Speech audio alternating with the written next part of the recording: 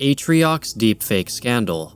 In January 2023, Twitch streamer Atriok accidentally exposed a browser tab during a live stream, revealing that he had visited a website hosting non-consensual deepfake pornography of fellow streamers. At the time, Atriok didn't notice, but within seconds, viewers noticed the window during the split second he had alt-tabbed. Screenshots spread quickly across social media, showing that the site contained explicit AI-generated images of several popular female creators, including Pokimane and Maya Higa, without their consent. Atriok ended the stream as soon as he realized what had happened. Hours later, he returned to issue a public apology, appearing on camera with his wife seated behind him. Holding back tears, he admitted that he had discovered the website through an online ad and had paid for access out of what he described as morbid curiosity. He said it was a one-time lapse of judgment and emphasized that what he did was deeply wrong and harmful. Streamer and friend of Atriok, QT Cinderella, went live shortly after, crying as she spoke about the violation of seeing her likeness used in explicit content that she never consented to. Other streamers like Pokimane and Maya Higa made similar statements, saying that Atriok's mistake not only betrayed their trust, but also increased traffic towards deepfake websites, whilst other streamers and podcasters didn't take the event very seriously.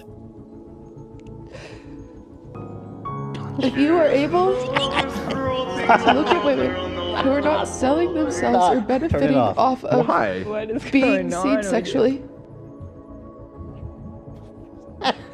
Following the public outrage, the creator of the deepfake website took it down and posted an apology, calling the videos immoral. Twitch issued a ban on deepfake content of any kind, and many streamers began urging for stronger privacy laws protecting digital likeness. Atriok stepped away from streaming for several weeks and has since spoken publicly about his efforts to support anti-deepfake initiatives. Despite the severity of the scandal, Atriok eventually returned to content creation after taking time away. Over the following months, he rebuilt trust with his community, collaborated with other streamers again, and worked with QT Cinderella to donate $60,000 to a law firm helping women take down websites that hosted deepfake content. His audience gradually grew back, and by late 2023, he had fully resumed his regular streaming schedule, along with getting over 200,000 pieces of deepfake content removed from the internet. Today, Atriok continues to stream actively and maintains a strong presence on Twitch, with viewership and engagement levels that surpass what he had before the incident.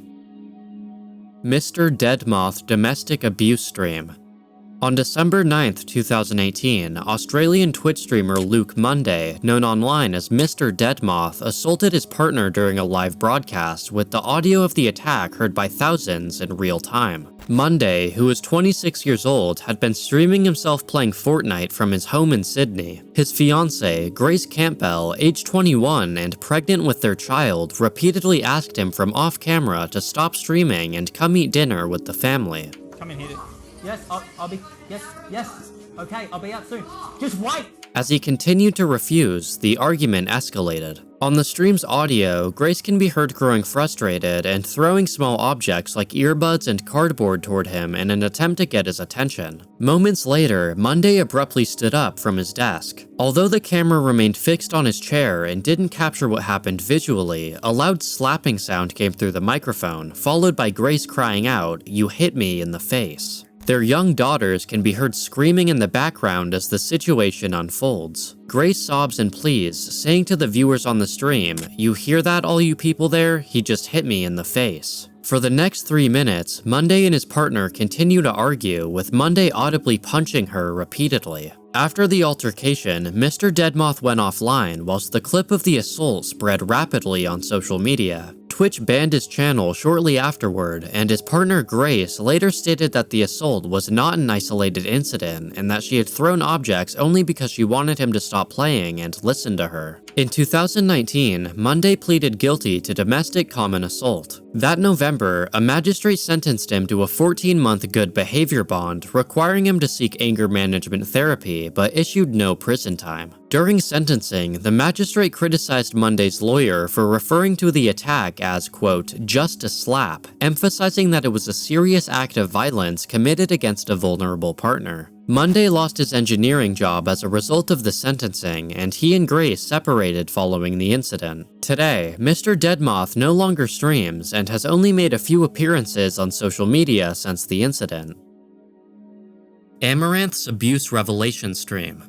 On October 15th, 2022, Twitch streamer Amaranth began a live stream that was completely ordinary. For the first hour, she plays Overwatch until she suddenly leaves the stream for over an hour and 30 minutes. When she returned, she appeared visibly distressed, speaking slowly and holding back tears. As tens of thousands of viewers watched, she revealed something she had never publicly acknowledged before. She was married. She explained that her husband had been controlling her finances, business decisions, and the image she presented online. During the stream, Amaranth's phone began ringing. Instead of muting it, she answered, and the conversation played live to the audience. Her husband's voice could be heard yelling aggressively and issuing threats. At one point, he even threatened to kill her dogs. He also made statements about destroying her career, taking her money, and sabotaging her business relationships if she didn't follow his instructions. The call continued for several minutes, with all of it audible to viewers in real time. After the call, Amaranth explained that her husband had forced her to portray herself as single for business reasons. She told her audience he had pressured her to make specific types of content and had full control over her finances. According to her, he had access to all of her bank accounts, and she had little authority over her income despite being the face of her brand. She said he had threatened to wipe out the accounts and ruin everything she had built if she ever disobeyed him or attempted to speak publicly about the situation. As the stream continued, Amaranth walked through her home with the camera, showing physical damage she claimed was the result of previous arguments. She also displayed text messages she said were from her husband, containing financial threats and demands related to her streaming schedule, earnings, and workload. I would lock my door, but he broke that too.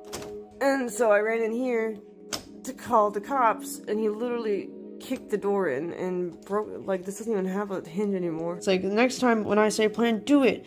Dumb f***, do you understand? Like, what plan talking about? It's like, f*** this, I'm calling you. So I disappeared from stream. Take the call. So I can't, tell him I can't talk right now. We're getting Wi-Fi. I don't care. You get the call now. Last chance. About to dump your luggage. You know, from my hotel room. But throwing your stupid merch off the balcony. Proceeding to ditch your stuff. You don't need the makeup or the live view, like the stream epic, or the clothes, huh? Deleting social media in 1 minute. The following day, Amaranth returned to Twitch. She looked exhausted but calm and assured viewers that she was safe. She explained that she had spoken to her husband's management team and that her husband was seeking help. She also announced that she had regained full access to her finances, her accounts, and her personal information. For the first time, she said she had control over her own money. In the years since, Amaranth and her husband have continued to draw controversy, most notably during a home invasion that triggered an almost 24-hour livestream confrontation between the two, where she alleged he was conspiring to have her murdered. Trisha is a birdie's stalker home invasion. On February 23, 2021, Twitch streamer Trisha is a Birdie was hosting a routine live cooking stream from the kitchen of 404 Haven, a shared creator house she lived in with several other streamers. The stream began normally, with Trisha preparing ingredients and chatting casually with her audience. Midway through the broadcast, her attention shifts sharply off camera. Her expression changes, and viewers notice she suddenly looks tense and distracted as faint background commotion can be heard from another part of the house.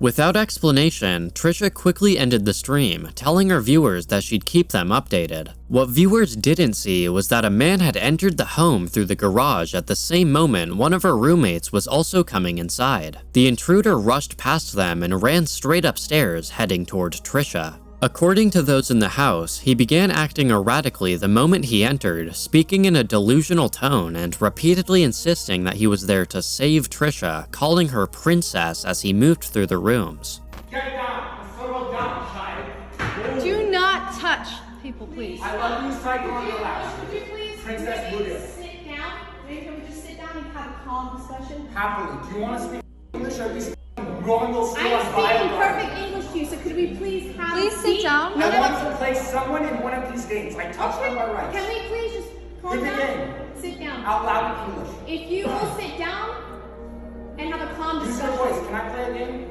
Please, this is not your home. You're breaking and entering. This is a crime. You know it's my home. Why stop?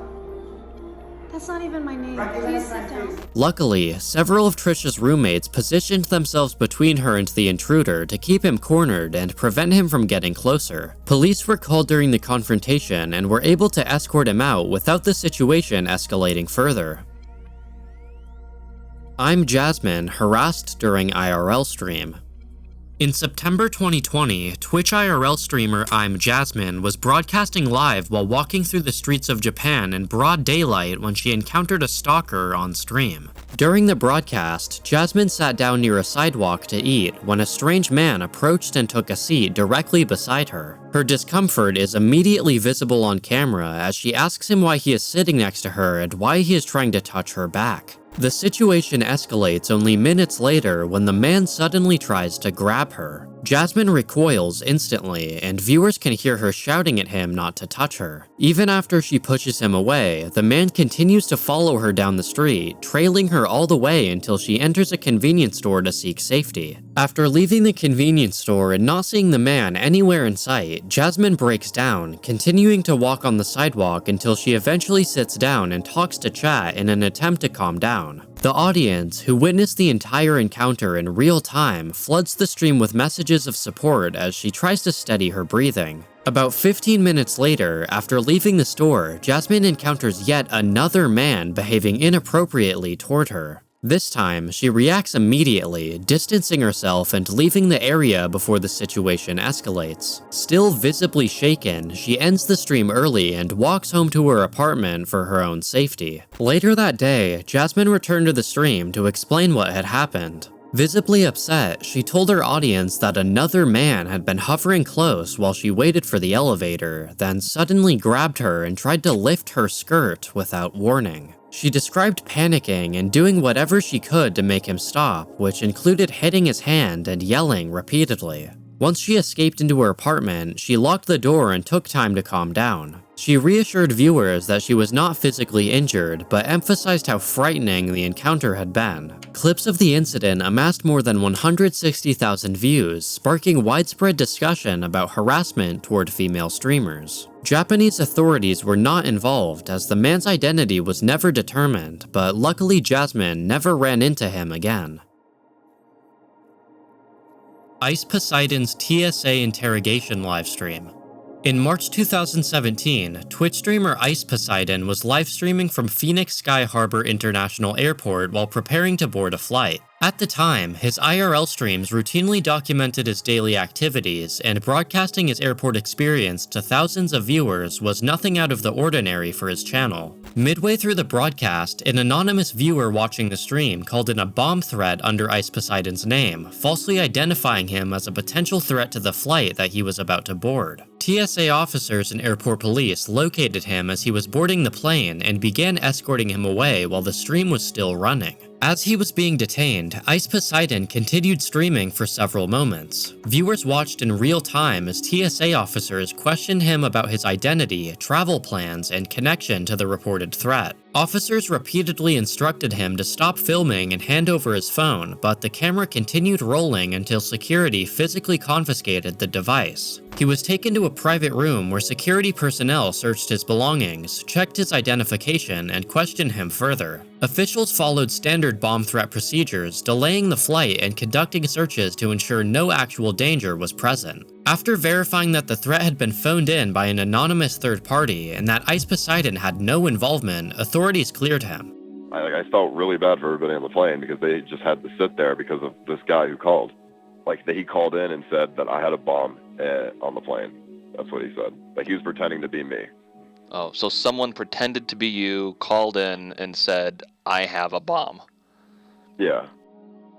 Following the incident, American Airlines issued a permanent ban preventing Ice Poseidon from flying with them ever again. Alongside the ban from flying, Ice Poseidon was also permanently banned from Twitch, resulting him moving to YouTube and eventually Kick in 2022. Son Chang-ge Fatal Drinking Challenge on Douyin.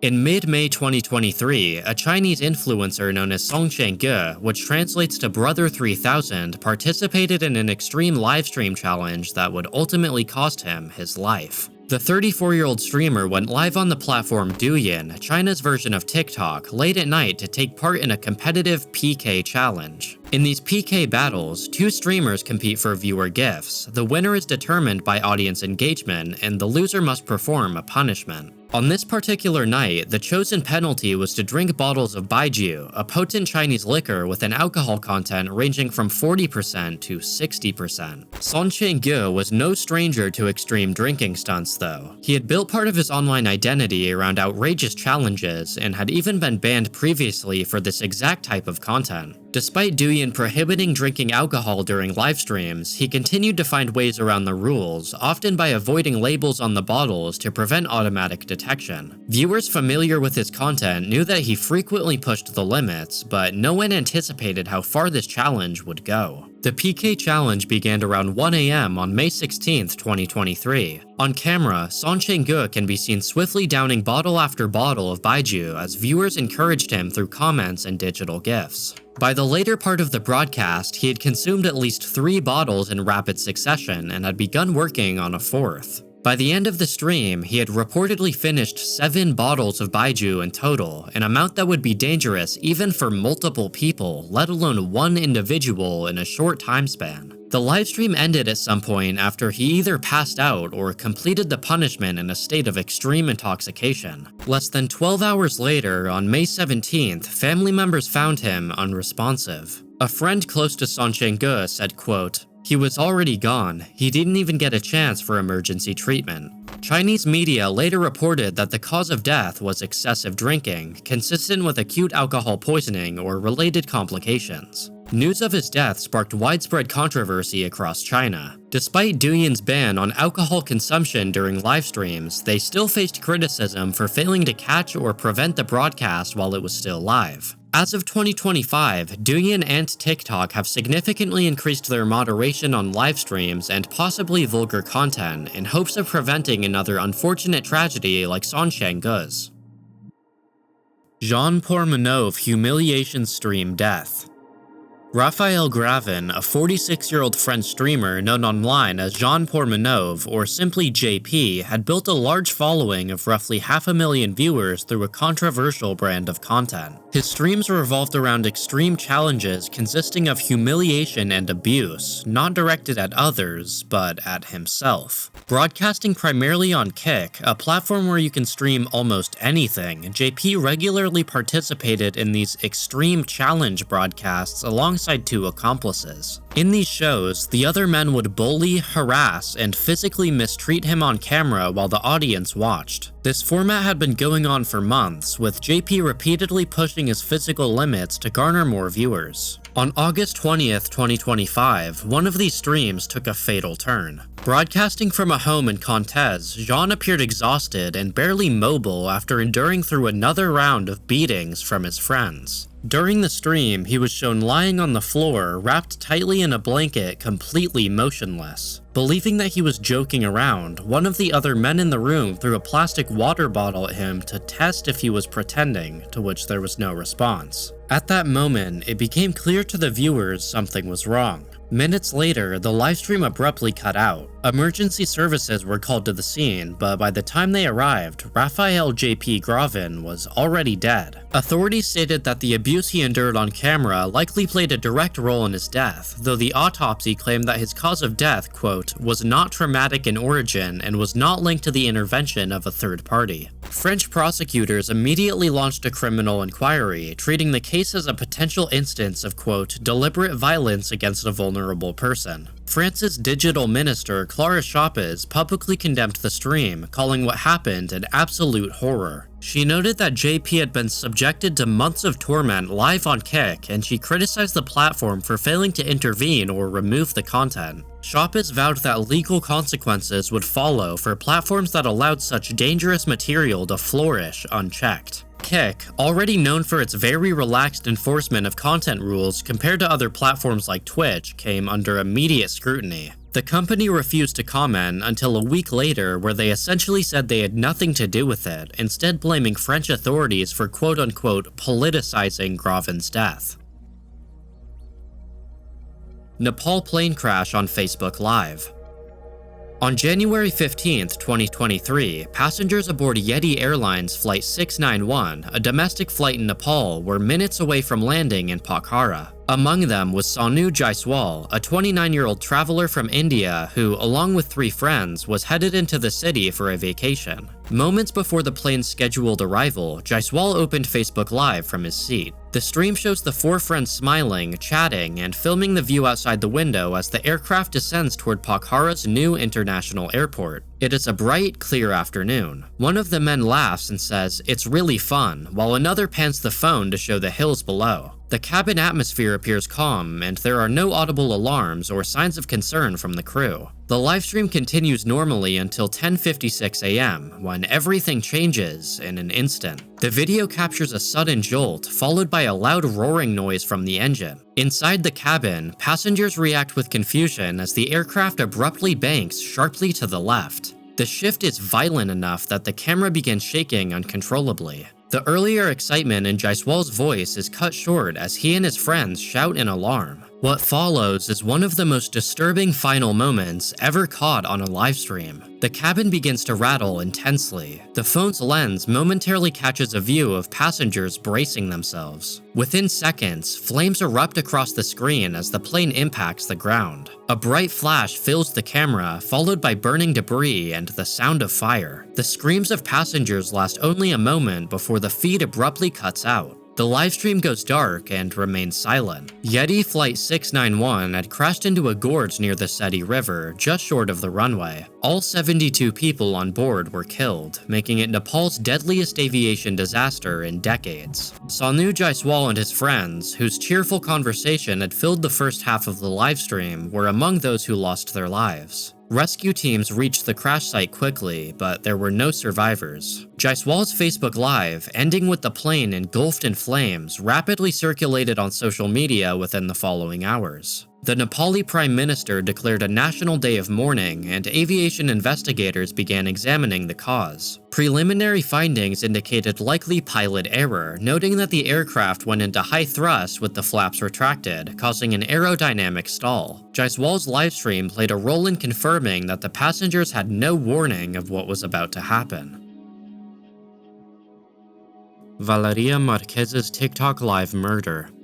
On the evening of May 9th, 2025, 23-year-old Mexican beauty and lifestyle influencer Valeria Marquez was live-streaming from her salon in Zapopan, a suburb of Guadalajara. Known for her makeup tutorials and fashion content, she had built a large TikTok following and frequently shared moments from her growing beauty business. That night's stream appeared routine as she worked inside her salon, but her behavior shifted abruptly when she looked toward the entrance and muted the audio. Moments later, the livestream captured her final moments, before the feed cut out completely. Investigators later determined that an assailant had entered the salon posing as a customer delivering a gift. Once inside, he opened fire at close range, killing Valeria within seconds. Police arrived to find her dead inside the salon, and although viewers could not hear the attack, many had witnessed the final moments before the broadcast ended. Authorities initially examined whether organized crime was involved, given the region's history of cartel violence. Prosecutors stated early in the investigation that they found no evidence linking the killing to the Jalisco New Generation cartel or to any criminal affiliations. Attention shifted toward the likelihood of a targeted femicide, supported by evidence indicating that the suspect deliberately gained access to the salon under false pretenses. Officials noted that Valeria never filed police reports, reported threats, or sought help for harassment, leaving investigators with limited prior indicators of risk. The case continues to develop as authorities work to determine the motive and locate the perpetrator.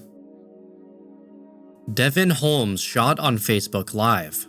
On April 1st, 2018, during a Facebook Live broadcast, 26-year-old Devin Holmes was seated in the driver's seat of a car outside a gas station with his two friends, Cassandra Damper, age 25, in the front passenger seat, and another man in the back. The trio had been listening to music, talking casually, and handling a .32 caliber pistol on camera, with Cassandra treating it more like a toy than a gun. In the livestream, Holmes looks visibly uneasy as Damper points the gun toward him. He can be heard saying, "You're making me nervous," glancing over at her as she continues to handle the weapon. Seconds later, the gun suddenly fires, with a single bullet striking Holmes in the right side of his head. The Facebook Live continues rolling for a short time after the shot, showing the friends scrambling to exit the car while Holmes remains motionless in the driver's seat. Viewers who had been watching live immediately began calling emergency services.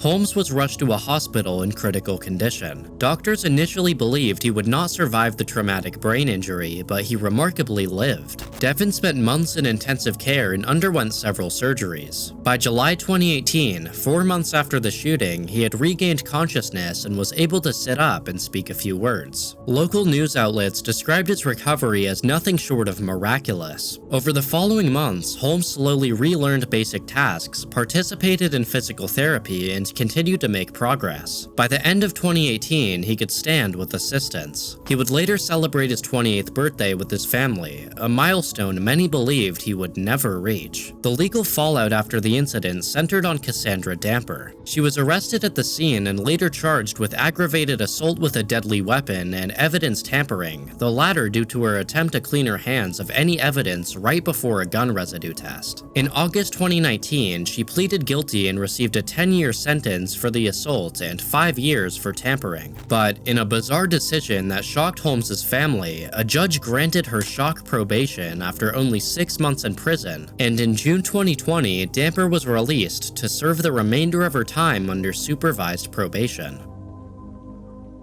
Renita Williams' murder on Facebook Live. In April 2018, an unthinkable scene unfolded on Facebook Live from a home in Shreveport, Louisiana. 27-year-old Renita Williams, a mother of 3, was being held hostage at gunpoint by her ex-boyfriend, 36-year-old Jonathan Robinson. Forced to stream the ordeal, Renita held her phone toward herself as the livestream began. Her voice was shaky and panicked as she pleaded with Jonathan to stop. Behind her, Robinson paced through the living room carrying an assault rifle, yelling and ranting as the camera captured every second. At one point, he stepped into frame and snarled, "You wanna be famous? I'm gonna make you famous. Let's be famous today." The hostage situation continued for roughly 80 minutes, with Robinson intermittently appearing on the stream. Friends and relatives who saw the broadcast immediately called the police. SWAT teams, negotiators, and officers surrounded the house trying to get Robinson to surrender. Robinson refused to cooperate, and at one point, he opened fire on officers outside, wounding one in the arm during the standoff. Inside the home, the livestream continued capturing Renita's final moments. Renita's voice, frightened and exhausted, was heard again saying, "Jonathan, stop," before a series of gunshots can be heard on stream. Robinson had shot her 6 times, killing her on camera. As she lay lifeless, he walked over to the still streaming phone, screaming obscenities at Renita. Moments later, Robinson exited the home and surrendered to police waiting outside. Officers entered and confirmed that Renita Williams was dead. In January 2019, Jonathan Robinson pleaded guilty to first-degree murder, avoiding a trial and a possible death sentence. He was given life in prison plus 100 years with no possibility of parole. Robert Godwin Sr. murder by Steve Stevens. On Easter Sunday, April 16, 2017, a horrifying crime unfolded on social media when 37-year-old Steve Stevens used Facebook to broadcast a murder in Cleveland, Ohio. Stevens, filming himself with his phone, recorded a video in which he pulled his car over on a quiet residential street and approached 74-year-old Robert Godwin Sr., a stranger who had been walking home after enjoying a family Easter dinner. With the camera pointed at the elderly man, Stevens forced him to repeat the name Joy Lane, referring to Stevens' ex-girlfriend. Godwin, confused and frightened, told Stevens he didn't know anyone by that name. Stevens replied, quote, "She's the reason this is about to happen to you," raised a pistol, and shot the 74-year-old. Godwin was killed instantly. Stevens then declared on video, "That mother's dead because of you, Joy," before walking away. Although Stevens had been live earlier, the actual killing was recorded and uploaded immediately afterward. The horrific video remained on Facebook for approximately 2 hours before moderators removed it and disabled Stevens' account. During that time, the footage spread rapidly across social media and news outlets, with people labeling him the Facebook Live Killer. Meanwhile, Stevens fled the scene, resulting in a massive multi-state manhunt. Cleveland authorities held an emergency press conference confirming the murder was random and pleading for Stevens to surrender peacefully. Over the next 2 days, police followed leads across Ohio, Pennsylvania, New York, and surrounding states. During this period, Stevens used Facebook and mobile phone calls to taunt law enforcement, at one point claiming to have killed multiple people, a claim that was later determined to be false. On April 18th, Pennsylvania State Police spotted Stevens' vehicle in Erie County. After a brief high-speed chase, officers performed a pit maneuver, spinning out his car. When the vehicle was stopped, officers approached and discovered that Stevens was no longer alive. Robert Godwin Sr. had been a beloved father and grandfather, completely uninvolved in Stevens' personal issues. Stevens' ex-partner, Joy Lane, went into hiding and later stated she was deeply traumatized and had no idea he was capable of such violence. Jesus Sarmiento execution on TikTok Live. Jesus Sarmiento, a 39-year-old Venezuelan TikTok creator, had built an audience of nearly 80,000 followers by openly criticizing organized crime. On his channel, he regularly talked about Tren de Aragua, one of Venezuela's most violent and far-reaching criminal groups, calling out its leaders and the corruption within local police forces. At one point, he even claimed he had been kidnapped and threatened by rogue officers working with criminal groups. By late June 2025, his outspoken activism resulted in him having a constant target on his back. During a TikTok Live around June 23, 2025, that danger materialized on camera. As Jesus streamed to his followers, armed men suddenly stormed the house. Viewers were able to hear the chaos before they fully saw it. Frantic shouting, footsteps, and a woman banging on a door while yelling for help. Moments later, Jesus appeared wounded on the live stream. Struggling to breathe, he gasped, "They shot me, they shot me."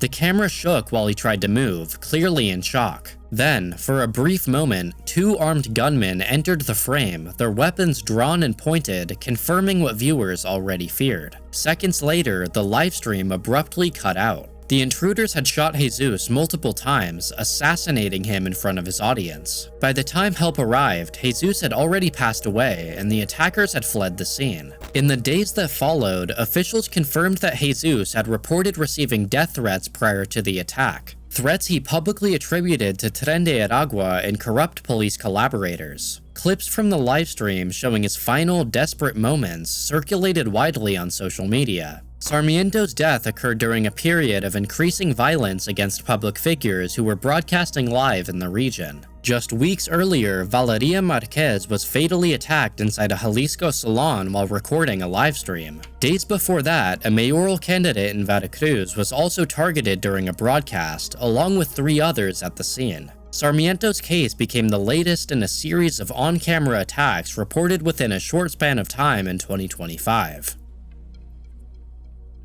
Stas Reeflay's abuse and death stream.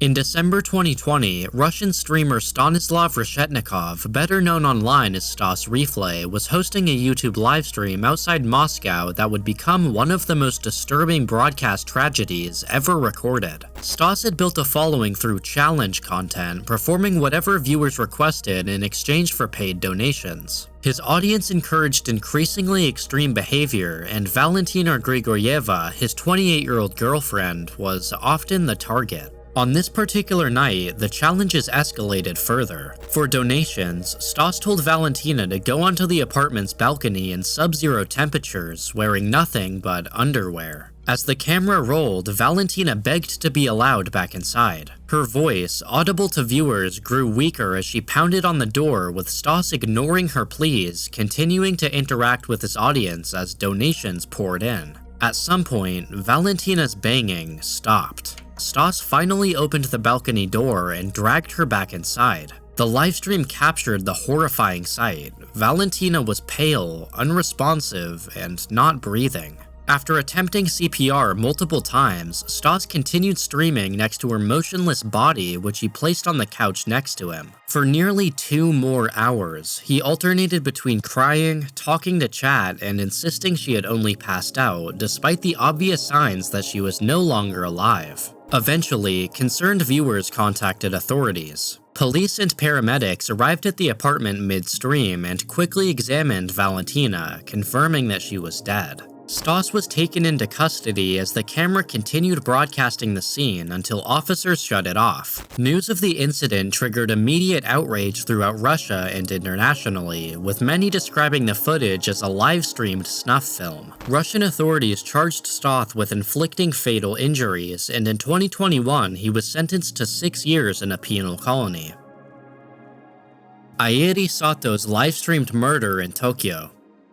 On March 8, 2025, a 21-year-old Japanese live streamer named Airi Sato, known online as Ai Mogami, was fatally attacked during a live broadcast in Tokyo. She had been streaming to more than 6,000 viewers on the platform WhoWatch while walking near JR Takadanobaba Station, a crowded area in Shinjuku surrounded by universities, arcades, and cafes. The stream started casually, with Airi responding to comments and joking with her chat as she moved through the busy streets. A few minutes later, the stream would capture one of the most disturbing incidents ever seen live on a Japanese platform. In the footage, Airi can be seen adjusting her camera and interacting with viewers before a man approaches from off-screen. Her tone shifts mid-sentence when she notices him. Within seconds, she screams, and the camera jerks violently as the man lunges toward her. The device falls, hitting the pavement, but the stream keeps running. Audio continued to broadcast the chaos. Airi's cries for help, the sound of hurried footsteps, and bystanders shouting for someone to call police. Witnesses later reported that the man stabbed her more than 30 times in the head, neck, and chest. Many viewers initially assumed it was a prank or scripted stunt until they saw the blood pooling on the sidewalk and heard the growing panic in the background. When officers arrived minutes later, they found Airi lying near the station entrance and the suspect standing nearby, holding 2 blood-stained knives. Emergency responders transported her to a hospital in critical condition, but she died from her injuries shortly after arrival. The attacker was identified as Kenichi Takano, a 40-year-old man from Chiba Prefecture. He was taken into custody without resistance and reportedly made statements at the scene admitting to the stabbing. Investigators determined that Takano had been one of Airi's earliest and most consistent followers. Under several usernames, he frequently commented in her chat, sent gifts, and financially supported her streams. Over time, he developed a fixation and began reaching out privately, offering her money to help with rent and streaming equipment. According to police records, Takano transferred over 2 million yen, or about $18,000, to Airi between 2021 and 2023. When she stopped responding to his messages, he began demanding repayment. In 2023, he filed a civil lawsuit and won a judgment of 2.5 million yen, but Airi never appeared in court and reportedly changed her phone number soon after. Despite the legal outcome, Takano continued to monitor her online activity. Friends later told reporters that he frequently referenced Airi in conversations, claiming she had used him and that she would eventually pay. When she returned to streaming in early 2025, he began watching every broadcast, identifying nearby landmarks in her videos to determine her location. Investigators later discovered search history entries and screenshots on his phone showing maps of Shinjuku and timestamps that aligned with her live streams. Following the attack, police confirmed that Takano had been under psychiatric care years prior and was diagnosed with schizophrenia. His family said he had stopped taking prescribed medication in late 2024. Interviews revealed that he believed Airi had intentionally humiliated him by blocking him online after accepting his money. The court proceedings for Kenichi Takano are ongoing, with prosecutors seeking a life sentence.